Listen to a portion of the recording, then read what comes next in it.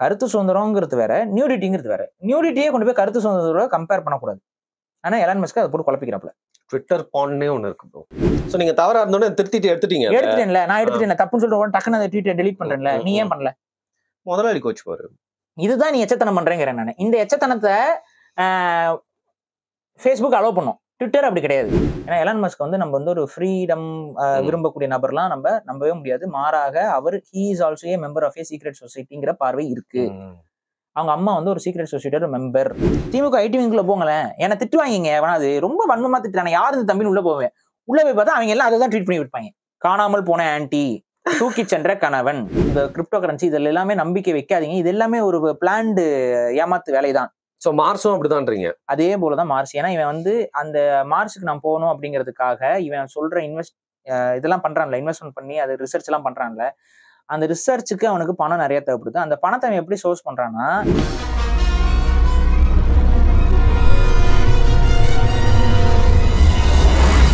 வருண் டாக்ஸ்ல இன்னைக்கு நாங்க ஏற்கனவே பேச போறோம் முடிவெடுத்தது இன்ஸ்டாகிராம் பத்தி. நாங்க வந்து பாத்தீங்கன்னா இதே சேனல்ல உட்காந்து பேசியிருப்போம். பைத்தியங்கள் உருவாகும் இடம் அப்படின்னு சொல்லிட்டு அதுக்கு நல்ல வரவேற்பு கொடுத்துருந்தீங்க. அதுலயே வந்து நீங்க ஒத்துக்கிறீங்க அப்படின்னு எனக்கு புரியுது. இன்ஸ்டாகிராம்ல வந்து வர்றவங்க எல்லாம் மோஸ்டா எந்த மாதிரி வராங்கன்னு. இதுல ஒவ்வொரு சோசியல் மீடியாக்கும் ஒவ்வொரு தன்மை இருக்கு. ஃபேஸ்புக்கும் இன்ஸ்டாகிராமுக்கும் அந்த வீடியோல நிறைய வித்தியாசம் வந்து பாரி வந்து பேசியிருப்பாரு. ஆனா என்னை பொறுத்த வரைக்கும் நான் ரீசெண்ட் டைம்ஸ்ல தான் வந்து இந்த ட்விட்டருக்குள்ள எல்லாம் வந்தேன். அதுல வந்து பொலிட்டிக்கலா நிறைய இருக்கும் அப்படின்ற மாதிரி இருக்கும். பாரிலாம் ஏற்கனவே இருக்காரு. நம்ம இந்த ஒரு 6-7 மாசத்துல வந்து இந்த ட்விட்டருக்குள்ள வந்து பாத்தீங்கன்னா வந்து நிறைய பிரச்சனை நம்மளை மாட்டி விட பார்த்தாங்க. அது ரொம்ப டாக்ஸிக்கா இருக்கு. டாக்ஸிக்கா அதை போட்டா டிலீட் பண்ண முடியல. பான் ரொம்ப டைரக்டாவே கிடைக்குது. அது உங்களுக்கே வந்து தெரியும். லைவ்லலாம் வந்து பான் போடுறாங்க. இது என்னங்க இந்த தளம் ஏன் வந்து ட்விட்டர்ல இருந்து எக்ஸ்ன்னு மாத்துச்சு? அதுவும் எலான் மஸ்க்ன்ற ஒரு ஆள் வந்து நான் வந்து எல்லாருக்கும் லிபர்ட்டி கொடுக்குறேன், சுதந்திரம் கொடுக்குறேன்னு இந்த எக்ஸ் தளத்தை ஏன் அப்படி மாத்தி வச்சிருக்கான்? அதோட தன்மையை பத்தி பாரி என்ன நினைக்கிறாருன்னு கேட்கறது எனக்கு ரொம்ப கியூரியஸா இருந்துச்சு. வணக்கம் பாரி. வணக்கம். எக்ஸ் வணக்கம். எது வேணா போட்டுக்கோங்கடா தியரி. இதுல இந்த ட்விட்டரோட தன்மை ஃபர்ஸ்ட் எல்லாம் என்னங்க கீச்சகமா? ஃபர்ஸ்ட் வந்து ஒரு இத்தனை குறிப்பிட்ட லெட்டர்ஸ்ல நீங்க போடணும். ஸோ எல்லாருமே திருவள்ளுவர் மாதிரி எழுதிட்டு இருப்பாங்க. வந்து அந்த 2 வரியில 3 வரியில அவங்களோட விஷயத்தை கடத்துறது ரொம்ப வைரலா போகும். நான் வந்து இந்த விகடன் போன்ற பத்திரிகைகள்ல தான் ட்விட்டர்ல முக்கியமானவர்களோட ட்வீட் எல்லாம் வந்து போடுவாங்க. அப்படிதான் நான் பார்த்து ரசிச்சுட்டு இருந்தேன். ஆனா இன்னைக்கு வந்து நியூஸ் அப்படிங்கிறது உடனே எல்லார்கிட்டையும் கடந்து போய் சேரணும்னா இந்த பாட்டிங்க வந்து எல்லார்கிட்டையும் வந்து சொல்லி ஊர்லயே பரப்பி விடுவாங்களே, அந்த மாதிரி செய்தியை வந்து ட்விட்டர்ல தான் வந்து எல்லா சைடுமே பரப்ப முடியுது. நியூஸ் வந்து அப்டேட்டா இருக்க முடியுது பாரு. இது ஒரு நல்ல விஷயமா பார்த்தேன்.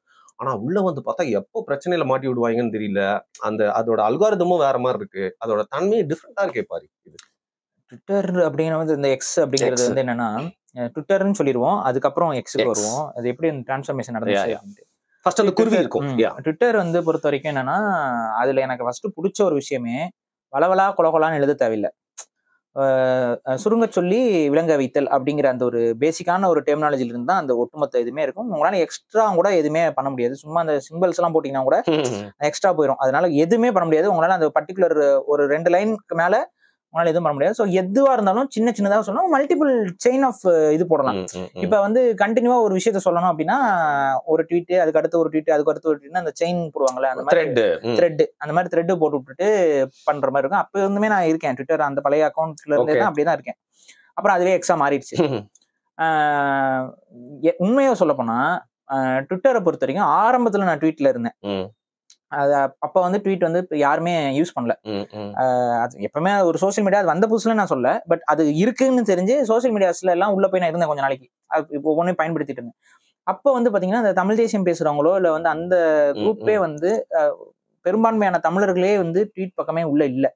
அங்க எல்லாமே பாத்தீங்கன்னா நார்த் இந்தியன்ஸ், இந்த ஹிந்தி ட்வீட்ஸ், அந்த பாலிவுட் ட்வீட்ஸ் இதெல்லாம் தான் போயிட்டு இருக்கும். அப்புறம் அதை எடுத்து ஷேர் பண்ற பேஜஸ் இதுன்னு போயிட்டு இருக்கும். பெருசா வந்து அதுல வந்து ஒரு எங்கேஜிங்கா தமிழ் ஆடியன்ஸுக்கு இல்ல. நிறைய தமிழ் செலிபிரிட்டிஸுமே அதுக்குள்ள எல்லாம் இருக்க மாட்டாங்க. அதனால ஒரு பெரிய இஷ்யூவே இருக்காது. அது ஒரு மாதிரி இருக்கும், ஆனாலும் இல்ல அப்படிங்கிற மாதிரி இருக்கும். அப்புறம் விட்டுட்டேன். அதுக்கப்புறம் நடுவில் வந்துட்டு உங்க ட்வீட் பார்த்தேன், நல்லா இருந்துச்சுங்க அப்படின்னாங்க. எனக்கு புரியல, என்னங்க நான் ட்வீட்டே போடுறது இல்லையே, என்ன ட்வீட்னா உங்க ட்வீட்லாம் பார்த்தேங்க, இது பண்ணுங்க. அப்பதான் எனக்கு புரிஞ்சு யாரோ ஒரு உடன்பிறப்பு அந்த உடன்பிறப்பு என்ன பிளான் பண்ணிருக்கு, நம்மள ஏதோ பெருசா சிக்க வைக்கிறதுக்கு ஒரு ஸ்ட்ராட்டஜி பிளான் பண்ணிருக்கு. அந்த ஸ்ட்ராட்டஜில அது என்ன பண்ணிருக்கு அப்படின்னு பாத்தீங்கன்னா, நான் ஃபேஸ்புக்ல எழுதுவேன்ல, ஆமா பெரிய இது எழுதுவீங்க, அதை வந்து அவர் வந்து என்ன பண்ணுவாப்ல, ட்வீட்ல அந்த லிங்க் எடுத்து போடுறது. நம்ம வீடியோஸ் வரும் பாத்தீங்களா, அந்த வீடியோவோட லிங்க், யூடியூப் வீடியோ லிங்க் எப்படின்னா, அவன் 24/7 வேலை பார்த்திருக்காங்க. அவன் எவன் அதை பண்ணான்னு எனக்கு இப்ப வரைக்கும் தெரியல. ஆனா அப்படி வேலை பார்த்தவன் வந்து இதுதான் அவன் வேலையா பார்த்திருக்கான். ஏன் நான் சொல்றேன் அப்படின்னா, நான் உங்களுக்கு தெரியும் நம்ம வீடியோ வந்து காலையில ஒரு 10 மணி அதெல்லாம் இப்ப நம்ம ஓரளவுக்கு ஸ்டாண்டர்டைஸ்ட் பண்ணிட்டு இருக்கோம். அந்த ஒரு ரெகுலர் டைமிங் ஸ்கிப் அப் பண்றோம். ஆனா அந்த டைம்ல எல்லாம் வந்து பாத்தீங்கன்னா அப்படி இருக்காது. சாயந்தரம் ஒரு நாள் வரும், காலையில ஒரு நாள் வரும், அந்த மாதிரி வந்துட்டு இருக்கும். அப்ப அந்த டைமிங்ஸ்ல நான் வீடியோ போட்டு வித்தின் ஒரு 20 to 30 மினிட்ஸ்ல அவன் ரீட்வீட் பண்ணிடுவான் அந்த வீடியோவை. அவன் யாருன்னே தெரியல. உடனே அதுக்கு ஒரு ரைட் அப் எழுதுவான். அந்த ரைட் அப் அவன் எங்க இருந்து எடுப்பான் அப்படின்னு பாத்தீங்கன்னா, நம்ம டிஸ்கிரிப்ஷன் வீடியோ டிஸ்கிரிப்ஷன் இருக்கும்ல, அந்த வீடியோ டிஸ்கிரிப்ஷன்ல இருந்து நம்மளோட இதை எடுத்து நம்ம வேர்டிங்ஸே அப்படியே போடுவான். ஃபேஸ்புக்ல இருக்க போஸ்டர் ஸ்கிரீன்ஷாட் எடுத்து இதுல போட்டு இதுல ஆட் பண்ணுவான். பிக்சர் போடுவான். அப்ப அவன் எப்படி தோற்றத்தை உருவாக்கிட்டான் அப்படின்னு பாத்தீங்கன்னா, நான் இங்க எல்லாத்தையும் பண்ணிட்டு நான் அதையும் பண்றேன் அப்படிங்கிற மாதிரி ஒரு தோற்றத்தையே அவன் உருவாக்கிட்டே ஒரு ஸ்டாண்டர்டைஸ்டா அவன் பண்ணிட்டே வரான். ஆனா எனக்கு ஆரம்பத்தில் தெரியாது. நடுவுல வந்து ட்வீட்ஸை பத்திலாம் என்கிட்ட பேசும்போது நம்ம தான் ட்விட்டர்ல இல்லையே இவன் என்னடான்னு பார்த்தா நிறைய பேர் வந்து அது நான் தான் நம்பிக்கிட்டு இருந்திருக்காங்க, அதை ஃபாலோ பண்ணிட்டு இருக்காங்க. எப்ப வந்து இது எனக்கு பெரிய பிரச்சனை ஆச்சு அப்படின்னு பாத்தீங்கன்னா, நான் திரும்ப ட்விட்டர்ல உள்ள வரேன். அவன் பாரிசாலன்ங்கிற பேர்ல ஹேண்டில் வச்சிருந்தான். நான் தான் சாலன் பாரின்னு வைக்க வேண்டியதா வேற வழி. அதான் நான் கேட்கலாம் கரெக்டா. ஐயோ, என்னோட ஹேண்டில் பேர் வந்து சாலன் பாரின்னு இருக்கும். அது ஃபாலோ பண்ணுங்கப்பா. ஓகேவா? சோ அவன் பாரிசாலனா இருந்தான், நான் சாலன் பாரின்னு வேற வழி இல்லாம பேரை மாத்திட்டு தலையிலா போட்டுட்டு வரேன். உள்ள வந்துட்டு அப்புறம் நான் சொல்றேன் இதுதான் ஒரிஜினல் ஐடி, இது வந்து டூப்ளிகேட் வந்து போடுறாங்க அப்படின்னு. அதையும் எனக்கு சொல்ல வேண்டிய கட்டாயம் என்னன்னா, பர்சனலா போய் நான் மெசேஜ் எல்லாம் அனுப்பிச்சு பார்த்தேன், எதுக்கு நீங்க இது பண்றீங்க அப்படின்னு. வந்து அவன் ரிப்ளை எதுவுமே பண்ணிக்கல, அவன் எந்த ரெஸ்பான்ஸும் பண்ணல. அப்ப அவனுக்கு எனக்கு புரிஞ்சிருச்சு ஏதோ சம்திங் ராங் இது அப்படின்ட்டு. ஆனா அந்த கன்சிஸ்டன்சி கிட்டத்தட்ட ஒரு 6 மாசத்துக்கு ஒர்க் பண்ணிருக்கான். நீங்க அங்க போடுவீங்க, அதை எடுத்து இங்க போடுறது. 6 மாசத்துக்கு அவன் கன்சிஸ்டன்சியா போட்டுட்டு இருந்தான். எப்ப இஷ்யூ ஆக ஆரம்பிச்சு அப்படின்னா, நான் ஒன்ஸ் ட்விட்டர்ல போயிட்டு அப்பவும் நான் வந்து ரெகுலரா ட்வீட் யூஸ் பண்ணாத ஒரு நான் இப்பவுமே உங்களுக்கே தெரியும் சோசியல் மீடியால என்னைக்காவது தோணும் உட்காந்து வேலை பார்ப்பேன், அப்புறம் விட்டுருவேன். ஏன்னா அதுக்குள்ள பண்ண ரொம்ப டாக்ஸிசிட்டியா இருக்கும், ஒவ்வொருத்தருக்கும் பதில் சொல்லிட்டு நமக்கு அதனால அப்படியே மேலோட்டமா தான் போயிட்டு இருப்பேன். வந்துட்டு முக்கியமான விஷயங்களை பத்தி மட்டும் கருத்து என்னைக்காவது சொல்லிட்டுருவேன், அப்புறம் அது ரகலை பண்ணிட்டு கடிச்சு குதறிட்டு இருப்பாங்க, ரேண்டம் போயிருவேன். அப்புறம் என்னைக்காவது ஒரு நாள் வந்து என்ட்ரி கொடுத்து திரும்ப 2 தட்டு போயிடுறது, அவங்க கதறிக்கிட்டே இருப்பாங்க. இதான் நடந்துட்டு இருக்கும். அப்போ வந்து என்னோட இது போட்டு ஃபேக் அக்கௌண்ட் அப்படின்னு சொல்லிட்டு நான் சொல்லிட்டு இதுதான் என்னோட ஒரிஜினல் அக்கௌண்ட், இதுல தான் என்னோட பதிவுகள் வரும்னு சொல்லிட்டு அப்பப்போ நான் பதிவுகளை போட்டுட்டு இப்படி போயிட்டு இருக்கேன். இதுல நடுவில் என்ன பண்றான், மக்களுக்கு வந்து என்னதான் இருந்தாலும் 2 பக்கமும் ஃபாலோ பண்ணிட்டு இருக்காங்க. இப்ப என்ன ஆகுது, நான் ட்வீட் போடுவேன், அந்த ட்வீட்டை அவன் அப்படியே காப்பி பண்ணுவான், அதுலயும் போடுறான், அதுல எடுத்து போடுவான். ஆனா வார்த்தைகளை கொஞ்சம் மாத்துவான். புரியுதுங்களா? அவன் என்ன பண்ணுவான், நான் ஒரு இதை மீன் பண்ணி போட்டிருப்பேன், அவன் அதை எடுத்து கொஞ்சம் அந்த வார்த்தைகளை கொஞ்சம் ஹார்ஸ் பண்ணுவான். இப்ப சீமான் அவர்கள் அப்படின்னு போட்டிருந்தா இந்த சீமான் அப்படின்னு மாத்திடுவான். சோ அதுக்கு இந்த டோன் என்ன ஆகும், வாருங்கள் வருண் வாடா வருண் அப்படின்னு மாத்திடுவான். புரியுதுங்களா? இந்த வாடான்னு கூட அவன் போட மாட்டான், அவன் வந்து வா வருண் அப்படின்னு போட்டுருவான். அப்ப என்ன ஆகும், வாதா என்னோட இனிஷியல் நினைச்சுப்பாங்களாம். அந்த மாதிரி வந்து அவன் வந்து பாத்தீங்கன்னா ஒரு மாதிரி மைன்யூட் சேஞ்ச் பண்ணுவான். அப்ப 2 வரி என்னோடதான் இருக்கும், அடுத்த ஒரு செக்மெண்ட் வந்து அவனோட உள்ள ஆல்டர் பண்ணி வச்சிருப்பான். இந்த மாதிரி வந்து அவன் பண்ண ஆரம்பிச்சான் ட்வீட்ஸ்ல. அந்த ட்வீட்ல இல்ல, என்னோட ஃபேஸ்புக் போஸ்ட் எடுப்பான். ஃபேஸ்புக் போஸ்ட் எடுத்து அதை வந்து அவன் ஆல்டர் பண்ணி அந்த போட்டோ எடுத்து இதுல எப்ப போல ஷேர் பண்ற மாதிரி பண்ணுவான். அப்பதான் எனக்கு அவன் புரிஞ்சுச்சு அது கண்டிப்பா ஒரு உடன்பரப்பு, அதாவது தேவையில்லாம கொம்பு சீவருக்கு இந்த வேலையை பார்க்குதுன்ட்டு. அப்புறம் நான் வந்து என்ன பண்ணேன், எங்க பாருங்க எப்படி மாத்தி போடுறான்னு சொல்லி அதையும் நான் எக்ஸ்போஸ் பண்ணி அதுக்கப்புறம் மக்கள் வந்து ஓரளவுக்கு அதை வந்து ரிப்போர்ட்லாம் பண்ணி அது ஃபேக் அப்படின்னு சொல்லி அப்புறம் இந்த நம்ம எலான் மஸ்க் வந்ததுக்கு அப்புறம் தான் இந்த வெரிஃபிகேஷன்லாம் ஈஸி பண்ணிட்டாப்ல. அதுக்கு முன்னாடி நான் ட்விட்டர்ல வெரிஃபை பண்றதுலாம் நான் பண்ணவே முடியல. அவங்க இதை அனுப்பிச்சா ஏன்னா பேரு அது எல்லாமே கான்ட்ராடிக்ட் ஆகி பிரச்சனை ஆகிட்டே இருந்துச்சு. சரி இது என்னடா இவ்வளவு கஷ்டமா இருக்குன்னு சொல்லிட்டு நான் விட்டுட்டேன் நான். அதுக்கப்புறம் வந்துட்டு எலான் மஸ்க் வந்தனே துட்டே அப்படின்னாப்ல, சரி புடி அப்படின்னு சொல்லிட்டு அதுவும் நான் ஃபர்ஸ்ட் பண்ணல. என்னோட நண்பர் ஒருத்தர் வெளிநாட்டுல இருக்கவரு, நீங்க ட்விட்டர்ல பண்ணுங்க எங்க அவ்வளவு காசு எல்லாம் அது ஏன்னா 9,500 9,500 என்னால அப்படிலாம் பண்ண முடியாதுங்க. இல்ல உங்க ட்விட்டருக்கு நான் பண்றேன் அவரே பண்ணாரு. எனக்கு அந்த இது மட்டும் ஏதோ லிங்க் கேட்டாரு, பண்ணிட்டு அவரு வருஷம் அவரே தான் பண்ணாரு. அப்புறம் அடுத்த வருஷம் நீங்க யூஸ் பண்ணுங்க. அவர் என்ன சொன்னாரு, நீங்க பிரீமியம்ல யூஸ் பண்ணி ஃபர்ஸ்ட் பழகுங்க, நீங்க போஸ்ட் போடுங்க, அது வந்து இந்த பூஸ்ட் உங்களுக்கு கிடைக்கும், இந்த கமெண்ட்ஸ்ல இதெல்லாம் போட்டா பூஸ்ட் கிடைக்கும், நம்ம கருத்தை போய் சேர்க்கும் அப்படின்னு சொல்லிட்டு அவரே வெளிநாட்டுல இருந்து ஜெர்மன்ல இருக்காரு நண்பர், அவர் தான் பண்ணாரு. அதுக்கப்புறம் வந்துட்டு அப்புறம் யோசிச்சேன், அப்புறம் மாசம் அந்த ஸ்கீம் ஃபர்ஸ்ட் அதாவது அந்த ட்விட்டர்ல வந்து இந்த ப்ளூடிக் வந்த புதுசுல எனக்கு அந்த மாசம் ஸ்கீம் இல்லைன்னு நினைக்கிறேன். சரி, கட்டினா ஒட்டுக்கா கட்டணும் அப்படிங்கிற மாதிரி பெரிய சப்ஸ்கிரிப்ஷன், அதான் இயர்லி சப்ஸ்கிரிப்ஷன் தான் இருந்துச்சு. அதுதான் ஃபர்ஸ்ட் அவர் போட்டாரு. அதுக்கப்புறம் அவன் நடுவுல வந்துட்டு நம்ம இந்தியர்களோட மனநிலை புரிஞ்சிருச்சு அவனுக்கு. இவங்க எல்லாம் ஒட்டுக்கா கட்ட சொன்னா இவங்க கட்ட மாட்டாங்கன்னு சொல்லி நெட்ஃபிளிக்ஸே கடன் வாங்கி தான் பாப்பாங்க. அவ புரிஞ்சுக்கிட்டு அப்புறம் மாசம் 900 சம்திங் என்னமோ. இப்ப அது நம்ம அப்புறம் நானே இப்ப ஃபாலோ பண்ணிட்டேன். சரி, ஏன்னா மாசம் அந்த இதுல போட்டு கனெக்ட் பண்ணிட்டோம்னா அது பாட்டு கலைஞ்சு ஆட்டோ பேல போயிட்டு இருக்கும். நமக்கு மாசம் ஒரு 1000 போறதுங்கிறது ஒரு பெரிய விஷயமா தெரியல. பட் அதை நான் பயன்படுத்துறது இல்லை. உங்களுக்கே தெரியும், ட்விட்டர் வந்து நான் அதிகமா பயன்படுத்துறது இல்லை. அந்த காசு ஓரளவுக்கு வேஸ்டா தான் போகுது. பட் கண்ணுக்கு தெரியல, நம்ம அது பாட்டு போயிட்டு இருக்குன்னு வைங்களேன். நம்ம போயிடுச்சு. இப்ப இது என்ன எதுக்கு நான் சொல்றேன் அப்படின்னா, இந்த ட்வீட்ஸை பொறுத்த வரைக்கும் ஒரு 2 லைன்ல ஒரு விஷயத்த சொல்றப்ப நானே அந்த ட்வீட் பயன்படுத்தும் பொழுது கொஞ்சம் யோசிப்பேன். எப்படி அதை வந்து இதுக்குள்ள அடக்கலாம், இந்த கருத்தை எப்படி இதுக்குள்ள சொல்றது, ஷார்ப்பா இருக்கணும். அப்ப அந்த யோசனை வந்து ஒரு அளவுக்கு ஹெல்ப் பண்ணிட்டே இருந்துச்சு. அது நம்ம வந்து சுருங்க சொல்லி விளங்க வைக்கிறதுக்கு அது ஒரு நல்ல ஒரு இது. இப்ப ஒரு குரல் எழுதுங்கன்னா எழுத முடியுமா, நம்மளால முடியாதுல்ல.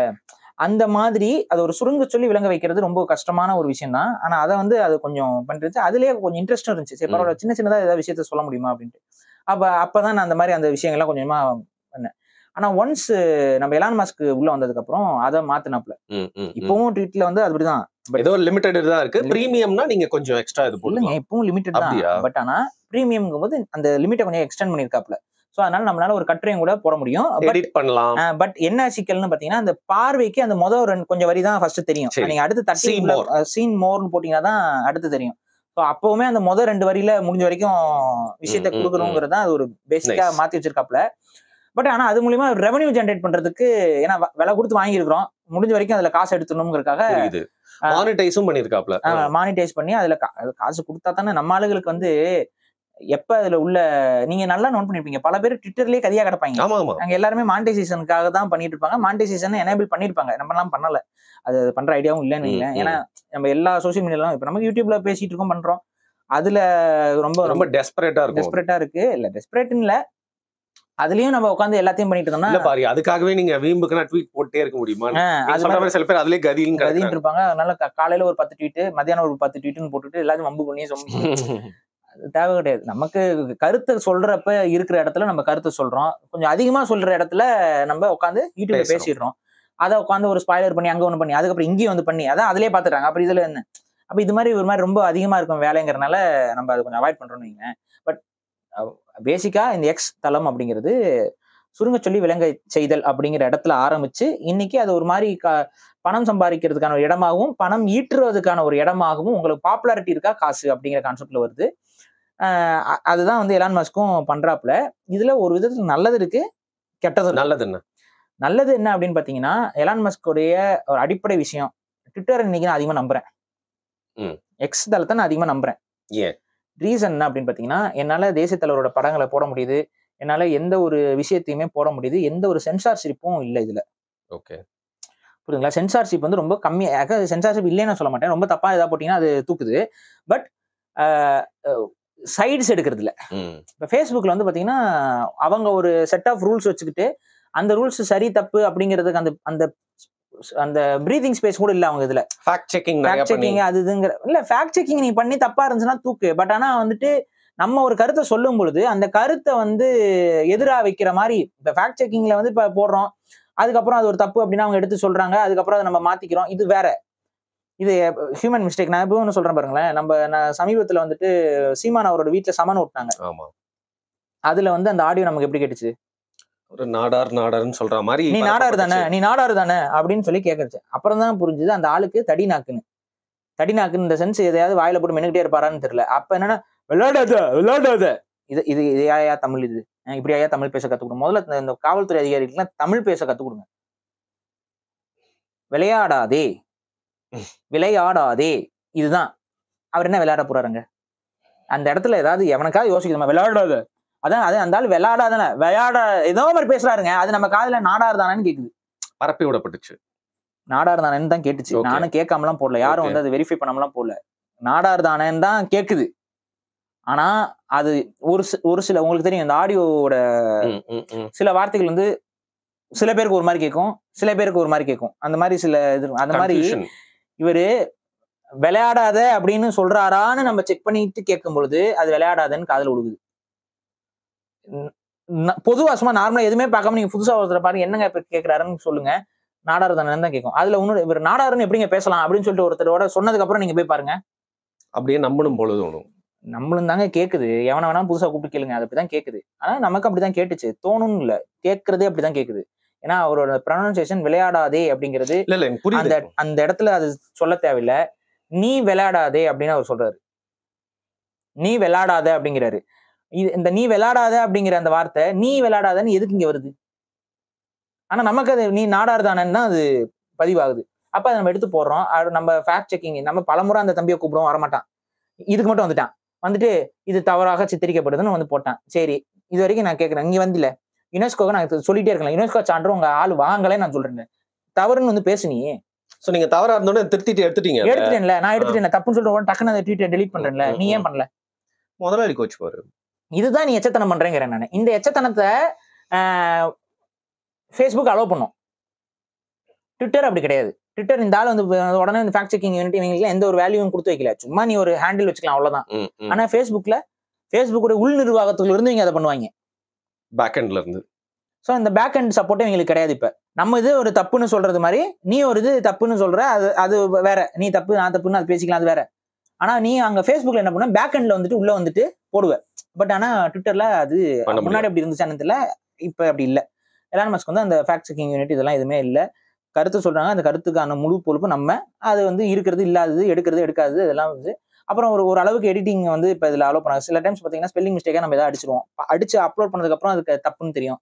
முன்னாடி திருத்தவே முடியாம வச்சிருந்தாங்க, இப்ப அதெல்லாம் கொஞ்சம் ப்ளூடிக் இருந்தா திருத்திக்கலாம், எரர் திருத்தலாம். ஆனா அந்த எரருமே வந்து பாத்தீங்கன்னா நியூ வெர்ஷன் ஆஃப் ட்வீட் தான் காட்டும். ஓகே, சோ அது பழைய வெர்ஷன்ல அவர் என்ன மாத்திருக்காருங்கிறதையும் உங்களால போய் பார்க்க முடியும். ஆனா அது வந்து முன்னாடி வந்து எப்படி காட்டும்னு பாத்தீங்கன்னா நம்மளால மாத்தவே முடியாது, அதை டெலீட் பண்ணிட்டு தான் நீங்க மாத்தணும், ஆப்ஷனே இல்ல. இப்ப அப்படி இல்ல, அதை மாத்திக்க முடியும். பட் ஆனா அந்த ப்ரீவியஸ் வெர்ஷன் ஆஃப் ட்வீட்ல என்ன தப்பு இருக்கு, அப்ப நம்ம ஸ்பெல்லிங் மிஸ்டேக் கரெக்ட் பண்ணிருக்காப்ல அப்படிங்கிறது தெரியும். சோ இந்த மாதிரி கொஞ்சம் கொஞ்சம் அதை முழுசா மாத்தாம கொஞ்சம் அதை பிளஸ்ஸா பாக்குறேன். ஒண்ணு கருத்து சுதந்திரம்ங்கிறது இருக்கு, இதெல்லாம் இருக்கு, இதெல்லாம் பிளஸ். இந்த மைனஸ் அப்படிங்கிறது என்ன அப்படின்னா, ரொம்ப வந்து தப்பான விஷயங்களை வந்து எந்த வித ஸ்க்ரூட்னிங்கும் இல்லாம பண்ண முடியுது. ஃபார் எக்ஸாம்பிள் நியூடிட்டிங் கூட போட முடியுது. நீ கருத்து சுதந்திரம்ங்கிறது வேற, நியூடிட்டிங்கிறது வேற. நியூடிட்டியே கொண்டு போய் கருத்து சுதந்திரத்தோட கம்பேர் பண்ணக்கூடாது. ஆனா எலான் மஸ்க் அதை போட்டு குழப்பிக்கிறாப்ல. ட்விட்டர் பான்னே ஒண்ணு இருக்கு ப்ரோ. ட்விட்டருக்குள்ள பான் ஹேண்டில்ஸ் வந்து பான் வந்து ஸ்ப்ரெட் பண்ணிட்டு இருக்காங்க, நிறைய பான் ஐடிஸ் இருக்கு. உங்களுக்கு அந்த இதெல்லாம் பார்க்கணும்னு என்ன நினைச்சீங்கன்னா திமுக ஐடி விங் இருக்கு பாத்தீங்களா, திமுக ஐடி விங்குள்ள போங்களேன், என்ன திட்டுவாங்க. வேணா அது ரொம்ப வன்மமா திட்டுறாங்க, யாரு இந்த தம்பின்னு உள்ள போவேன், உள்ள போய் பார்த்தா அவங்க எல்லாம் அதை தான் ட்வீட் பண்ணி விட்டுப்பாங்க. காணாமல் போன ஆன்டி, தூக்கி சென்ற கணவன், தேடி பார்த்தால் திமுக என்று பகிரங்கம். இந்த மாதிரி உள்ள போய் பாருங்க, முழுக்க முழுக்க முழுக்க கணவன் இல்லாத நேரத்தில் நடந்த கசகச, இதெல்லாம் உண்மையாவே நடந்தது. நம்ம இதுல என்ன திட்டுறவங்க அக்கௌண்ட்டுக்குள்ள போய் பார்த்தா இப்படிதான் ஷேர் பண்ணி வச்சிருக்காங்க. கனவு இல்லாத நேரத்தில் கசகச, கரண்ட் போயிருச்சா, ரைட், என்ன இலவும் தெரியல, போட்டு வச்சிருக்காங்க உள்ள இவங்கள தான். அதுக்கப்புறம் வந்து பாத்தீங்கன்னா ஒரு மிக அழகான லட்சணமான ஒரு பொண்ணோட ப்ரொஃபைல் பார்த்தா அது ஒரு பொண்ணு மாதிரியே இருக்கும். அந்த பொண்ணோட போட்டோஸும் அங்கங்க அப்லோட் ஆயிருக்கும். ஆனா அரசியல் பேசுவோம், பரவாயில்ல பெண்கள்லாம் அரசியல் பேசுறாங்களே அப்படின்னு நினைச்சா கடைசியில ஃபாலோ பண்றதுல உள்ள போய் பார்த்தா ஆபாச படமா ஃபாலோ பண்ணி வச்சிருக்கோம். திமுக உடன்பிறப்பு உட்காந்து இப்படி உட்காந்து கட்சி வளர்த்திட்டு இருக்காங்க அவங்க. இந்த மாதிரியான அக்கௌண்ட்ஸ் இவங்களும் வெரிஃபைடு அக்கௌண்டா வாங்கி வச்சுக்கிறேன், காசு கொடுத்தா ப்ளூடிக் வெரிஃபைடு அக்கௌண்டா வாங்கி வச்சுட்டு ஊரை ஏமாத்துறது, இந்த மாதிரி அசிங்கத்தை பரப்புறது, ஆபாசத்தை பரப்புறது. அப்ப அட்லீஸ்ட் குறைஞ்சபட்சம் இந்த நியூடிட்டி இந்த மாதிரி ஆபாசமா ரொம்ப வல்காரிட்டியா இருக்க போஸ்ட் வந்து ஒரு மேனுவல் இதுல மாதிரினாச்சும் ஏதாவது ஒரு இது ரெஸ்ட்ரிக்ட் பண்ணலாம்ல.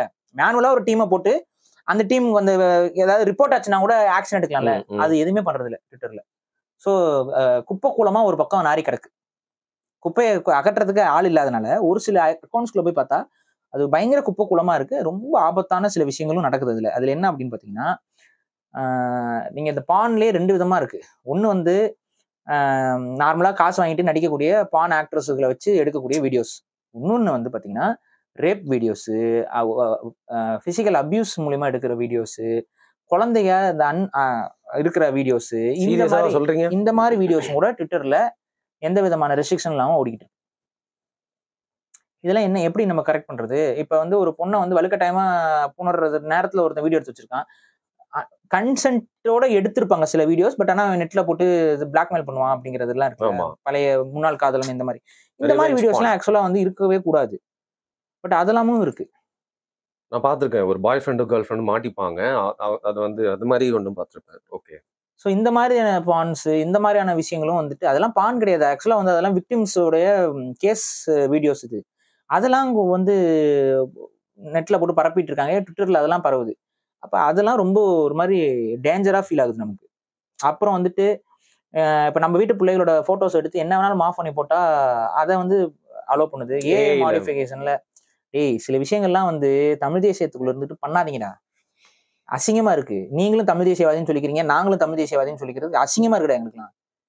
ஒருத்தன் போட்டு வச்சிருக்கான். முக்தாரும் விஜயலட்சுமியும் அவங்க பேட்டி கொடுக்குறாங்க. அவன் தப்பான ஆட்கள். அதுல எல்லாம் மாற்றுக்கிறது இல்லை எனக்கு. விமர்சிக்கிறது வேற மாதிரி இருக்கணும்.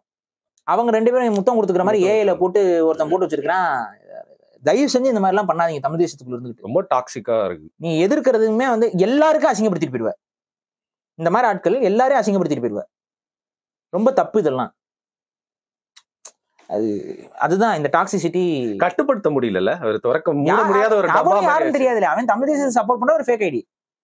ஃபேக் ஐடிஸை நம்மளால ஆதரிக்க முடியாதுங்க. ஏன்னா என்ன வேணாலும் பேர் வச்சுக்கிட்டு என்ன வேணாலும் எழுதலாங்கிறது அவனுக்கு வந்து எந்த ரெஸ்ட்ரிக்ஷனும் இல்ல. அவன் யாருன்னே தெரியாது. அவன் தப்புக்கு அவன் இது ஏற்க போறது இல்ல. பட் கண்டுபிடிக்க முடியாதுன்னு நினைக்காத. கண்டுபிடிக்க முடியும். ஆனா அது மாதிரி தப்பு செய்யும்போது மாட்டிக்குவேன். அப்புறம் வந்து அசிங்கப்பட்டு அவமானப்பட்டு உட்காந்துருப்பேன். ஸோ ரொம்ப தப்பான விஷயம். இதெல்லாம் செய்யாதீங்க. இது உங்களை வீழ்த்தாது. தமிழ் தேசியத்துக்கு கெட்ட பேர் உருவாக்கிடும். ஓகே. ஸோ இப்போ ஒரு சோஷியல் மீடியாவும் ஒரு விஷயத்தை அஃபெக்ட் பண்ணும். அதோட சக்தி அப்படிங்கிறது வேற ஒரு விஷயத்தோட முடிவுல வந்து தெரியும். குறிப்பா வந்து அமெரிக்கன் எலெக்ஷன்ஸ்ல வந்து பாத்தீங்கன்னா அவங்க நீங்க கேள்விப்பட்டிருக்கீங்க எப்படி மோடி மீடியா வந்து கோடி மீடியா நிறைய ஆயிடுச்சோ அதே மாதிரி அமெரிக்கால அதை வந்து கட்டுப்படுத்தி வச்சிருந்தாங்க. இந்த எக்ஸ் தளம் வந்து அதை உடைச்சு தேர்தலில் ஒரு பெரிய மாற்றம் ஏற்படுத்துறதுக்கான ஒரு இம்பாக்ட் கிரியேட் பண்ணிச்சா பாரி? ஆக்சுவலா வந்து பாத்தீங்கன்னா உங்களுக்கு ஃபேஸ்புக் இதுல எல்லாம் வந்து பாத்தீங்கன்னா ட்ரம்ப்புக்கு எதிராக பெரிய அளவுக்கு பெரிய பிரச்சாரம் வந்து நடந்துகிட்டே இருந்துச்சு. அதை வந்து ட்ரம்ப்புக்கு ஆதரவே அதிகமா இருந்தாலும் அதை வந்து தாண்டி வர முடியல.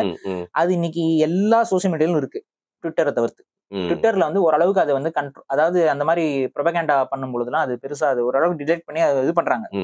அதுக்கு எதிர்கருத்தையுமே அதுக்கு ஈக்குவலா வந்து நம்மளால கொண்டு போயிட முடியும். அதனாலதான் இப்ப வந்து அரசியல்லாம் வந்து ட்விட்டர்ல நிறைய பேர் பேசுறது சூழலும் நம்ம கருத்தை வந்து ஓரளவுக்கு பிரச்சனை இல்லாம கொண்டு போறதுக்கான ஒரு வழியாகவும் ட்விட்டர் இருக்குது. இந்த மாதிரி மறைக்கிறது இந்த மாதிரி இருட்டடிப்பு பண்றதுலாம் அதுல இல்ல. ஸோ ஓரளவுக்கு விஷயத்த கொண்டு போக முடியுது. பட் அங்க ட்ரம்ப்புக்கு என்ன நடந்துச்சுன்னு பாத்தீங்கன்னா மித்த எல்லா சோசியல் மீடியாவும் அவருக்கு எதிரான கருத்துக்களை வந்து ப்ரொமோட் பண்றது, அவருக்கு ஆதரவான கருத்துக்களை வந்து மறக்கடிக்கிறது. உதாரணத்துக்கு ஃபேஸ்புக்ல இருந்தே அவர் தூக்கிட்டாங்க. அவர் வந்து தனியா பாப்புலரோ ஏதோ ஒண்ணு ஆரம்பிச்சாரு. சோ அப்ப ஃபேஸ்புக்ல இருந்து அவர் தூக்குறாங்க அப்படின்னா புரிஞ்சுக்கணும். பேன் பண்ணி தூக்குறதுலாம் வந்து அப்ப அது எந்த அளவுக்கு அவங்க வந்து எகென்ஸ்டா இருக்காங்கன்னு பாருங்க. அப்ப அதுக்கு இல்ல அப்படிலாம் இருக்காது. என்னோடதுல அந்த ஃபுல்லா ஃப்ரீடம் இருக்கும். உங்க கருத்துக்கள் சரியோ தப்போ நீ பேசலாம் அப்படிங்கிற அந்த விஷயம் வரைக்கும் கரெக்ட். ஆனா சில ஆக்ஷன்ஸ் வந்து தப்புனா தப்பு தானே. கண்டிப்பா அந்த தப்பை வந்து நான் இதுக்காக நான் அலோவ் பண்ணுவேன் அப்படின்னு சொல்லக்கூடாது. ஆனா எலான் மஸ்க் அதை வேலை பண்றாப்ல. அப்ப இது என்ன ஆகும்னா நாளடைவுல கட்டற்ற ஒழுக்கமற்ற கட்டுப்பாடுகளற்ற சுதந்திரம்ங்கிறது என்ன ஆயிரும்னா அது ஒரு தப்பான சொசைட்டியை உருவாக்கிறோம். அப்புறம் அதுக்கப்புறம் அது முழுக்க அடிமைத்தனத்துல கொண்டு வந்து விடும்.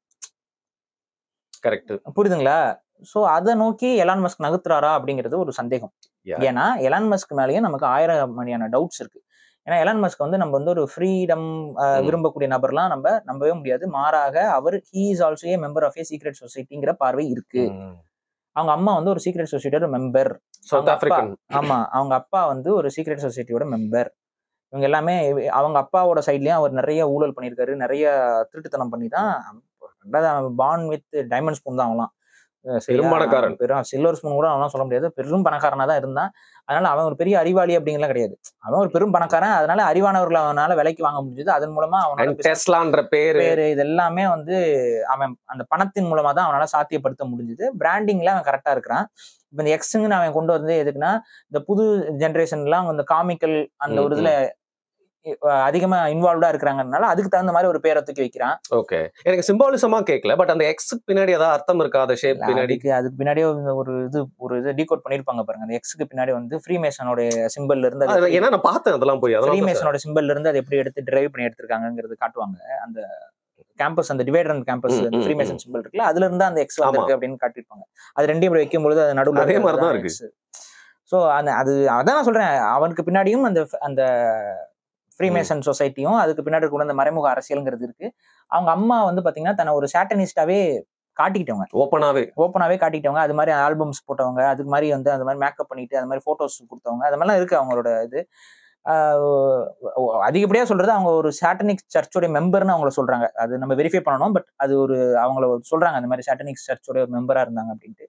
அப்ப அந்த குடும்பத்துல இருந்து வர எலான் மஸ்க் மட்டும் என்ன ஒரு குடும்ப பாரம்பரியத்தை பேணக்கூடியவனாவும் இருப்பான். பட் ஆனா அவன் எப்படி தன்னை காட்டிக்கிறான், உலகத்தின் மீட்பர், நான் அந்த குடும்பத்தை பாதுகாப்பு, நான் குழந்தைகளோட தாங்க எங்க போனாலும் வருவேன் அப்படிங்கிறான். இல்ல இன்னொரு பெரிய கேள்விக்குறினா, அவ்வளோ விஷயங்களை பேசக்கூடிய எலான் மஸ்க்கு பெத்துக்கிட்ட எந்த குழந்தையுமே வந்து பாத்தீங்கன்னா நார்மல் பிரெக்னன்சி இல்லையா, சரகசியில தான், சரகசி அப்புறம் டெஸ்ட் டியூப் இது மாதிரி தான் பெற்றிருக்கான் எல்லா குழந்தையுமே. அதுவே எனக்கு புது தகவல். நான் அது பார்த்தா அப்படிதான் வெரிஃபை பண்ணி பார்த்தா ஆமா, நார்மல் பிரெக்னன்சியும் கூட அவன் வந்து பெத்துக்கல, சரகசி அது இது மாதிரி மூலமா நிறைய அப்படிதான் பெத்துட்டு இருக்கான். நிறைய குழந்தை பெத்துக்கிறான். அது மட்டும் 24 தெரியல, அதெல்லாம் குழந்தைகளுக்கு நம்பர்ல எல்லாம் பேர் வச்சுட்டு வச்சுட்டு இருக்கான். சோ அவனோட இது வந்து பாத்தீங்கன்னா கொஞ்சம் வேற மாதிரி போகுது, வியர்டா இருக்கு. அப்புறம் வந்து என்னன்னா அந்த டொட்டாலிட்டரியன் கவர்மெண்ட், அதாவது இலுமினாட்டிகளுடைய அந்த கவர்மெண்ட்டை நோக்கி தான் இவனும் நகர்றாங்கிறதுக்கு மெயினான ஒரு விஷயம் என்னன்னு பாத்தீங்கன்னா, பயோசிப்ஸை வந்து நியூராலிங்க்ங்கிற பேர்ல இவன் உள்ள கொண்டு வரான். வைஃப் தான் அதுக்கு சிஇஓ. ஆனா அடிக்கடி நீங்க ஒரு வார்த்தை சொல்லுவீங்க, நியூ வேர்ல்ட் ஆர்டர், இதை யூஸ் பண்ணிட்டே இருக்கான் பாருங்க. ஆமா, இப்ப என்ன பிரச்சனைனா, ட்ரம்போடைய இதுக்குள்ள அவனுக்கு ரொம்ப பெரிய ஒரு முக்கியத்துவம் கொடுக்கப்படுதுல, அதை எதிர்த்து இப்ப ட்ரம்போட சப்போர்ட்டர்ஸே வந்து இப்ப எலான் மஸ்க் வந்து கேள்வி கேட்கிற ஒரு இப்பதான் தொடங்கி இருக்காது, இப்பதான் ஆரம்பிக்குது அந்த இஷ்யூஸ் எல்லாம். இப்ப அவனை வந்து ஏதோ ஒரு மெம்பர் குரூப்ல இருந்து அவனை வெளியேற்றணும் அப்படின்னு சொல்லி, அதாவது ட்ரம்போடைய ஒரு சர்க்கிள், அந்த ஸ்டடி சர்க்கிள் மாதிரி ஏதோ இதுல இருக்கான் போல, அவனை அதை வந்து அவன் உள்ள இருக்கிறது ரிஸ்க், அவன் டாமினேட் பண்றான், அவனை வெளியே அனுப்பணும்னு சொல்லி ட்ரம்போட சப்போர்ட்டர்ஸுமே அவனுக்கு எதிராக இப்ப கொஞ்சமா திரும்புறாங்க. ஏன்னா அவன் இப்ப ட்ரம்ப் மூலியமா அந்த அமெரிக்காவோட அதிகாரத்துல ரொம்ப முக்கியமான இடத்துக்கு அவன் ஒரு தனி நகரங்கள்லாம் உருவாக்க ஆரம்பிச்சிட்டான்.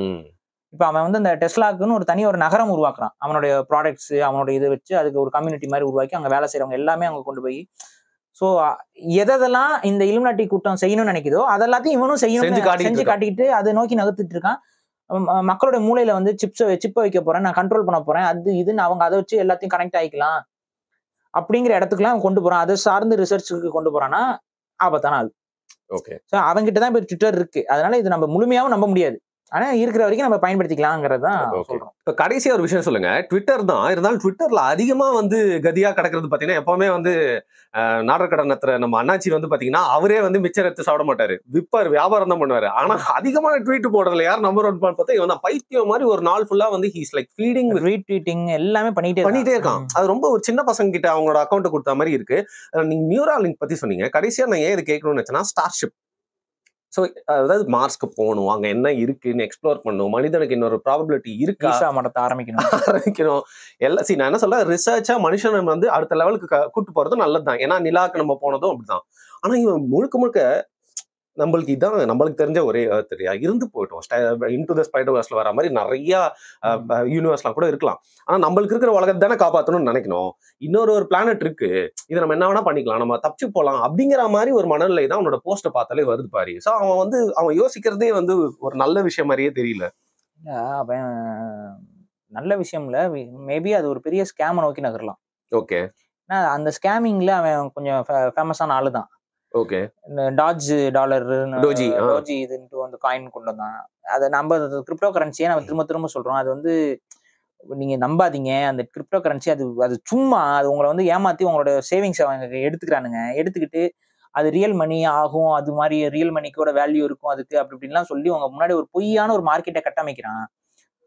ஒரே ஒரு எலக்ட்ரிக்கல் சர்ஜ் உலகம் முழுக்க ஏதாவது ஒரு இன்டர்நெட் டேட்டாஸ் வந்து லாஸ் ஆகுதுன்னு வைங்க, என்ன பண்ணுவ? முடிஞ்சு போச்சு, அவ்வளவுதான், முடிஞ்சு போச்சு, உன்னோட ஒட்டுமொத்த இதுமே காலி. ஸோ இது வந்து இந்த கிரிப்டோ கரன்சி இதில் எல்லாமே நம்பிக்கை வைக்காதீங்க, இது எல்லாமே ஒரு பிளான்டு ஏமாத்து வேலைதான். ஸோ மார்ஸும் அப்படிதான்றீங்க? அதே போலதான் மார்ஸ். ஏன்னா இவன் வந்து அந்த மார்ஸுக்கு நான் போகணும் அப்படிங்கிறதுக்காக இவன் சொல்ற இதெல்லாம் பண்றான்ல, இன்வெஸ்ட்மெண்ட் பண்ணி அது ரிசர்ச் எல்லாம் பண்றான்ல, அந்த ரிசர்ச்சுக்கு அவனுக்கு பணம் நிறைய தேவைப்படுது. அந்த பணத்தை அவன் எப்படி சோர்ஸ் பண்றான்னா, இப்பவே டிக்கெட் சிக்க ஆரம்பிக்கிறான். எனக்கு தெரிஞ்சு நமக்கு வந்த தகவல்லாம் உண்மையாக இருக்கும் பட்சத்தில் நம்ம தமிழ் சினிமா இண்டஸ்ட்ரியில இருந்தும் கூட சில பேர்லாம் வந்து அதுக்கு காசு கொடுத்துருக்காங்க. ஒரு பெரிய ஸ்டார் ஃபேமிலி. ஆமா, ஒரு பெரிய ஸ்டார் ஃபேமிலி மார்ஸ்ல போய் செட்டில் ஆகுறதுக்கு இப்பவே காசு கொடுத்துட்டதாக தகவல். உண்மையான்னு தெரியல, செவி ஒலி வந்து செய்திகள். சிரிப்பா இருக்கு. ஆமா, இருக்கிற வயசுல அங்கெல்லாம் போய் என்ன பண்ண போறாங்க ஒன்னும் புரியல. சரி விடுங்க, அதுக்கு மேல சொன்ன கண்டுபிடிச்சிருவாங்க. சோ அதுக்கப்புறம் ஒரு மடம், அது நமக்கு தெரியும், சொல்லிடுவோம், அதை சொல்லிட்டேன் முன்னாடியே. சோ ஈசா மடம் வந்து அங்க ஒரு பிரான்ச் ஆரம்பிக்கிறது. யானை இல்ல பாரு, அங்க ஒரு பிரான்ச் ஆரம்பிக்கிறது, அவங்க ஒரு ப்ரீ புக்கிங் ஓடிட்டு இருக்கிறதாக ஒரு தகவல். இதெல்லாம் தகவல். ஸோ அந்த மாதிரி ஒரு செட் ஆஃப் பெரிய பணக்காரர்கள் வந்து அவங்ககிட்ட அந்த இன்வெஸ்ட்மெண்ட்ஸ் வந்து கொடுத்து அந்த ரிசர்ச்சுக்கு உதவுறதா. அவன் இப்போதைக்கு கண்டுபிடிச்சிருக்கேன்னா ஒரு ராக்கெட் மேல பறந்து போயிட்டு அப்படியே டைரக்டா டாக் ஆகிற மாதிரி ஒரு இது சிஸ்டம் கண்டுபிடிச்சிருக்கான். அது ஒன்றும் பெரிய இதுன்னு இல்லை, பறந்துட்டு குறிப்பிட்ட இடத்த நோக்கி வர மாதிரி அங்க பிடிச்சிக்கிற மாதிரி கேப்சர் பண்ற மாதிரி அவன் செட் பண்ணியிருக்கிறான். அது ஒரு பேசிக்கான ஒரு விஷயம். ஏன்னா அப்பதான் போயிட்டு வர்றதுக்கு யூஸ் பண்ண முடியும். ஏன்னா ஒன்ஸ் போயிட்டு அங்க எங்கெங்கயோ விழுந்துட்டு இருந்துச்சுன்னா அது விளங்காது. இப்போ டெக்னாலஜியை மாத்தணும் அப்படின்னா. பட் இது வந்து மார்ஸுக்கு அனுப்புறதுக்காகத்தான் இதை அவன் பண்றான் அப்படின்னு நம்ம எடுத்துக்க முடியாது. மேபி இந்த டெக்னாலஜி வச்சு ஃபியூச்சர் வார் இதுக்கு எதுக்கு வேணாலும் யூஸ் பண்ணலாம். மிசைல்ஸ் வந்து வேற இடத்துக்கு கொண்டு போறதுக்கு இதுக்குனாலும் யூஸ் பண்ணலாம். இப்பெல்லாம் மிசைல் ஒரு இடத்துல இருந்து லான்ச் பண்ணிட்டா அது அந்த இடத்துல இருந்து தான் லான்ச் ஆகும், அந்த இடத்துல போய் தான் விழுகும். இப்ப அந்த இடத்துல விழுக வேண்டாம், அது இறங்கணும் அப்படின்னு ஒரு முடிவு பண்ணா என்ன பண்ண முடியும்? டக்குன்னு அபாலிஷ் பண்ணணும், அது அழிச்சிடணும். அப்ப வானத்துல பறக்க அழிக்கும் போது இதெல்லாம் நஷ்டம் தானே. சோ இதுவும் காரணமாக இருக்கலாம். அவனுடைய டெக்னாலஜி வந்து போறதை திரும்ப கொண்டு வர்றதுக்காக யூஸ் பண்ணலாம். இப்ப அப்படி இல்ல டெக்னாலஜி. இப்ப அனுப்பிச்சா அது வேகமா போய் ஒரு இடத்துல விழுந்து வெடிச்சிடும். வேகமா விழுந்து அங்க வெடிக்க கூடாது நீ முடிவு பண்ணினாலும் கூட பறக்க வேற இடத்துல வெடிக்க வைக்கணும். இல்லைன்னா அதோட கோர்ஸ் டைரக்ஷன் பண்ணி கடலுக்குள்ள போய் வெடிக்க வைக்கணும். ஆனா வெடிச்சே ஆகும். அதான் மிசைல். இல்ல டீஆக்டிவேட் பண்ணணும். டீஆக்டிவேட் பண்ணினா அது எதிரிகிட்ட போய் மாட்டிக்கும். அது வந்து அவன் அதனால வெடிக்க வச்சிருவாங்க எல்லா கவர்மெண்ட்டும். பட் இவன் சொல்றது என்ன அப்படின்னா, அப்படியே ஒரு மிசைல் போனாலும் அவனுக்கு தேவைன்னா திரும்ப அந்த மிசைல் வந்து அதே இடத்துக்கு திரும்ப ரிட்டர்ன் கொண்டு வந்துட முடியும். அந்த மாதிரி டெக்னாலஜி தான் அவர் ரிசர்ச் பண்ணிட்டு இருக்காப்ல. ஆனா அது என்ன சொல்லி ரிசர்ச் பண்றாரு? மார்ஸுக்கு நான் கொண்டு போறதுக்காக ரிசர்ச் பண்றேன் அப்படின்னு சொல்றாப்ல. நான் கேட்கறது என்ன, இவங்க இன்னும் நிலவுக்கே போகல. அதான் உண்மை. Moon landing is fake. அது ஃபேக்குங்க. அதெல்லாம் வந்து இவங்க சும்மா ஒப்பேத்திக்கிட்டு நம்ம மிஸ்டர் ஜிகே மாதிரி ஒரு 4 பேரை வச்சுக்கிட்டு அவங்க சொல்ற கருத்துக்களை அப்படியே ஒப்பிக்க வச்சா கொஞ்சம் அறிவை பயன்படுத்தி யோசிச்சிங்கன்னா கூட அது மூன் லேண்டிங் ஃபேக் தான். பல இடத்துல இருந்து ஷேடோஸ் வருது, அதுக்கு 1000 விளக்கம் கொடுத்தீங்கன்னா நம்புற மாதிரியா இருக்கு. ஸ்டான்லி குப்ரிக் எடுத்திருக்காங்கன்றீங்க. அது ஒரு ஸ்டுடியோ செட்டுக்குள்ள அவங்க அன்னைக்கு இருந்த கோல்டு வரல நம்ம முந்திக்கு நாங்க போய் நோட்டிட்டோம் அப்படிங்கிறதுக்காக. ஏன்னா ரஷ்யா ஸ்பேஸுக்கு அனுப்பிட்டான். ஸ்பேஸுக்கு ரஷ்யா வந்து அந்த அளவுக்கு அப்ப ஸ்பேஸ் டெக்னாலஜில ரஷ்யா வந்து முன்னாடி போய்கிட்டு இருக்குங்கிற ஒரு வன்மம். அந்த வன்மத்துல இப்படி போயிட்டு இருந்துச்சுன்னா எல்லாம் அவன் பக்கம் சப்போர்ட்டா போயிருவாங்க. நம்ம எப்படி கவர்மெண்ட் நம்ம போறோம்னா நம்மளோட அவங்க கிட்ட டெக்னாலஜி நல்லா இருக்குன்னு அவன் பக்கம் போயிட்டா அப்ப என்ன பண்றது? அப்ப நம்ம டாமினன்ட் எடுக்கணும் அப்படின்னா ஒரு பொய்யை சொல்லிதான் ஆகணும். அவங்க ஒரு ஷூட்டிங் எடுத்து சொன்ன பச்சை பொய் அது. அதுக்கப்புறம் தான் இவங்களுக்கு சோலார் பிளேரை கண்டுபிடிக்கிறாங்க. அதுக்கப்புறம் தான் சோலார் பிளேர்ல இருக்க பாதிப்பை கண்டுபிடிக்கிறாங்க. அதுக்கு முன்னாடி நீங்க அதுக்கு தகுந்த மாதிரி ராக்கெட் அனுப்பிட்டாங்களா? இப்போ நீங்க ராக்கெட் இப்ப இருக்கிற டெக்னாலஜி ராக்கெட் அனுப்பினா கூட அந்த சோலார் பிளேருக்கு தாண்டிலாம் உங்களால போக முடியாது. நிலவுக்கும் அது உலகத்துக்கு நடுவுல வந்து சோலார் பிளேர் இருக்கும். எப்படி தாண்டுவான்? எரிஞ்சிருவீங்க. நீங்க அந்த உங்க உலகத்துடைய மேக்னெட்டிக் ஃபீல்டுல அது ஒரு பர்டிகுலர் ரேடியஸ் வரைக்கும் தான், டிஸ்டன்ஸ் வரைக்கும் தான் உங்க உலகத்துல அந்த சோலார் பிளேர் வந்து டிஃப்ளெக்ட் பண்ணுது. அந்த உலகத்தோட கிராவிட்டி தான் அது டிஃப்ளெக்ட் பண்ணுது. அந்த ஃபீல்டை தாண்டி நீங்க வெளியில போனீங்கன்னா நீங்க அந்த ரேடியேஷன் இம்பாக்ட்ல நீங்க செத்துருவீங்க. அதுல இருந்து தடுக்கிற மாதிரி நீங்க அந்த ராக்கெட் செய்யணுமா அதோட வெயிட் ரொம்ப அதிகமா இருக்கும். ஏன்னா எத்தனையோ சென்டிமீட்டருக்கு லெட்ல வந்து ப்ரொடெக்டிவ் கோட்டிங் போடணுமா. லெட்டோட வெயிட் என்ன? உங்களுக்கு லெட்டோட உருண்டே எவ்வளவு வெயிட்டா ஃபீல் ஆகும். உங்களுக்கு சின்ன உருண்டை நீங்க தூக்குனீங்கன்னா லெட் வெயிட்டான மெட்டல். அந்த வெயிட்டான மெட்டலை வச்சு நீங்க ஃபுல்லா வந்து எத்தனையோ சென்டிமீட்டருக்கு வந்துட்டு ப்ரொடெக்டிவ் கவரிங் போட்டீங்கன்னா தான் அந்த ரேடியேஷன்ல இருந்து தப்பிக்க முடியுங்கிறாங்க. அப்படி கவரிங் போட்டா போச்சு. இல்ல அது மட்டும் இல்லாம அங்க இருக்கிற கிராவிட்டி வேற மாதிரி இருக்கும். சோ நம்ம இன்ஜினியரிங் அங்க போயிட்டு திருப்பி அதுல நிறைய ஓட்டம் இருக்கு. அவங்க அங்க வண்டி ஓட்டுனதெல்லாம் ஸ்லோ மோஷன்ல வந்து போட்டு காமிச்சிருக்காங்கிறது. அந்த மண்ணு விழுகிறது இந்த எல்லாத்தையும் வச்சு நிறைய பேர் டீபங்க் பண்ணிட்டாங்க. திரும்ப அதை நியாயப்படுத்துறதுக்கும் ஒரு 10 பேரை வச்சுக்கிட்டு அவங்க சைட்ல இருந்து வீடியோ போட்டுக்கிட்டே தான் இருக்காங்க. ஆனா அதுல வந்து ஆல்டர்டு வீடியோஸ் நிறைய இருக்கு. அவங்க சைடு இருந்து நியாயப்படுத்தி பேசுற அத்தனை பேருமே வேணும்னே பொய்யா வந்து பண்றாங்கிறது அதையும் டீபங்க் பண்ணி நிறைய வீடியோஸ் இருக்கு. ஸோ நான் என்ன சொல்றேன், மூன் லேண்டிங் ஃபேக் அப்படின்னு மனசுல ஏத்திக்கிட்டு நீங்க தேடுங்களேன். You will get a lot of information. அதுக்கு அவங்க விளக்கம் கொடுக்கறத ஒண்ணு தேடுங்களேன். அது உங்களை கன்வின்ஸே பண்ணாது. அவ்வளவு தப்பான விஷயங்கள் வந்து அதுல கிடக்கு. மேபி ஸ்டான்லி குபிரிக் அதனால தான் போட்டாங்களோன்னு தெரியல, ஐஸ் ஒயிட் ஷர்ட் படத்துக்கு முன்னாடி. நீங்க சொல்றதெல்லாம் பார்த்தா அப்படிதான் இருக்கு. எனிவே இவனும் அதே மாதிரி ஒரு ஃப்ராட் மாதிரி தான். இந்த இப்பவும் நீங்க பண்ண போற ஃப்ராட் தானே என்ன அப்படின்னா, இந்த மார்ஸுக்கு போறோம், அது பண்றோம், அங்க போய் நாங்க ஒரு இது உருவாக்கிட்டோம், அதான் சொல்லி நிறைய பொய்யா வந்து அனுப்ப போறான் இன்னும் கொஞ்சம் நாள்ல. அது எத்தனை வருஷம் நடக்க போகுதுன்னு தெரியல. அதை வச்சுட்டு இங்க இருந்து பெரிய அளவுக்கு இன்வெஸ்ட்மெண்ட்ஸை வாங்கி இதை பண்ணி அங்க ஆளுகள் அனுப்புறோம், எதை பண்றோம்ட்டு அவங்களும் போயிட்டு இதே மாதிரி போயிட்டு ஏதாவது ரூம்ல உட்காந்துட்டு, அங்க இப்ப கருப்பு வெள்ளை லைட்டு போட்டியா, இப்ப சிகப்பு லைட்டு போடுவேன் கலர்ல, அதை போட்டுட்டு உட்காந்து பேசிக்கிட்டு நம்மளை நம்பி ஏமாது. நம்ம போய் போறது இல்லை, நான் நம்பிக்கிட்டு இருப்போம். அது அங்க போயிட்டாங்க, இங்க போயிட்டாங்க, இனி அடுத்து கொஞ்ச நாள் அங்க போயிடும். அப்ப இங்க இது என்ன ஆகும்னா, உலகத்தை பாதுகாக்கிறதுக்கு ஃபண்டிங்ஸை திருப்ப வேண்டியது இருக்கு கவர்மெண்ட்ஸ். ஆனா உலகத்துக்கு பதிலாக நான் அதை வந்து மாத்த போறேன் அப்படின்னு அது மனநிலையே மாறிடும். என்னங்க பேச்சு இதெல்லாம் சாத்தியமா? ஒரு காலத்துல மார்ஸ் வந்து மேபி வந்து அந்த ஒரு கோல்ட் லாக் ஜோன்ல அது இருந்திருக்கலாம் அப்படிங்கிறது அது உண்மைதான். ஏன்னா நம்மளுடைய சூரியனுடைய அந்த அளவு அப்ப சின்னதா இருந்திருக்கும். அப்ப அது ஏதோ ஒரு காலகட்டத்துல அது கோல்ட் லாக் ஜோன்ல இருந்திருக்கும். லிக்விட் வாட்டர் அதுல இருந்திருக்கலாம். லிக்விட் வாட்டர் அங்க இருந்தா உயிர் உருவாக்குவதற்கான, உயிர் வாழ்ந்ததற்கான அறிகுறிகள் இருந்திருக்கலாம்.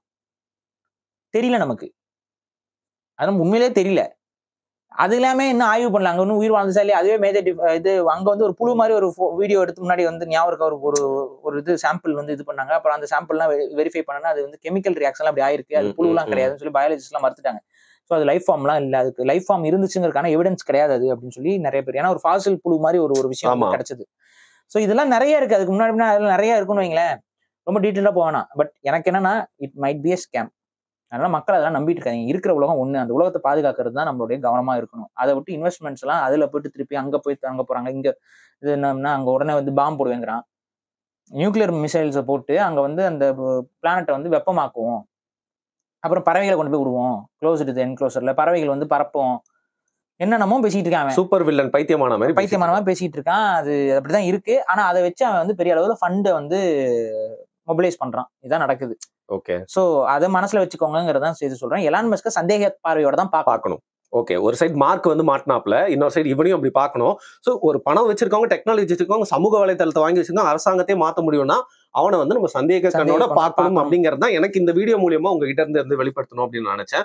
ரொம்ப இன்ட்ரெஸ்டிங்கான ஒரு எபிசோடு. நம்ம சொல்லாத நிறைய விஷயங்கள் கூட வந்து பாத்தீங்கன்னா எக்ஸ் தளத்தை பத்தி நிறைய பேர் ஃபீல் பண்ணதை தயவு செஞ்சு கீழே கமெண்ட் பண்ணுங்க. அண்ட் நம்ம ஊர்ல எக்ஸ் தளத்துக்கு ஒரு பட்ட பேர் இருக்கு, அது என்னன்னு தெரிஞ்சதை யாராவது வந்து கீழே வந்து கமெண்ட் பண்ணுங்க. மிக்க நன்றி பாரி. நன்றி.